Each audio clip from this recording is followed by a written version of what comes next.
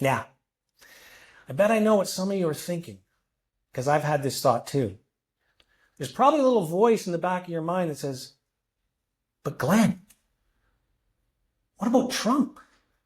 What about tariffs? What about the trade war? I'm reading all this about a tech bubble. This whole AI thing feels a little bit overwhelming. You know, honestly, Glenn, I'm kind of just thinking of sitting this one out.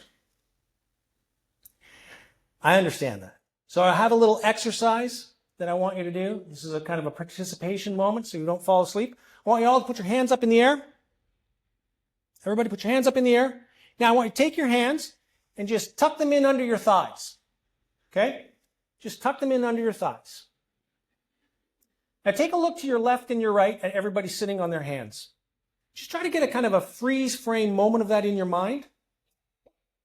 And hear me say, this is what I don't want you to do. I don't want you to sit frozen, to stay paralyzed. You can take your hands up. I don't want you to sit on your hands while the biggest wealth building opportunity in our generation unfolds around us. Does that make sense? Those concerns, all the tariffs, everything else, those concerns are going to be why many Canadian investors miss this. And you know what? It's actually always this way. The critics in 1881, you know what they called the railway? You're going to love this. A useless ribbon of steel. A useless ribbon of steel. Now look, let's be fair. Let's be fair to the critics and the cynics.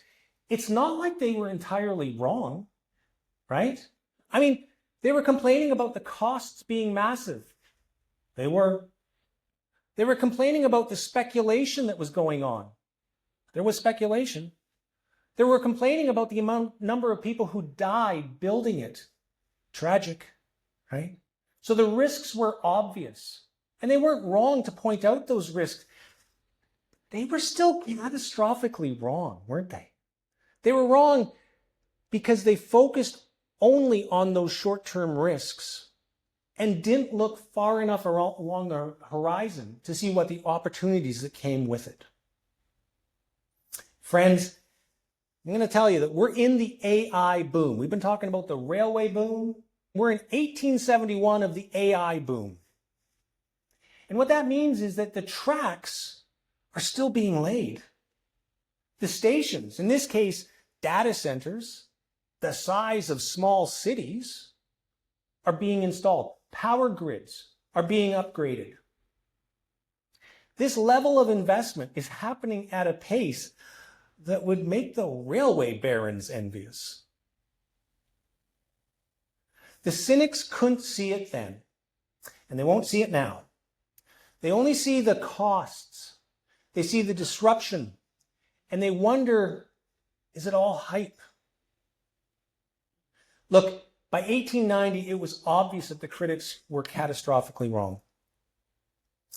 I don't know about you, but I wouldn't have wanted to have been an investor, a person who thought the transcontinental railway was just about steel and hot air or steam, right? If I was living in that age.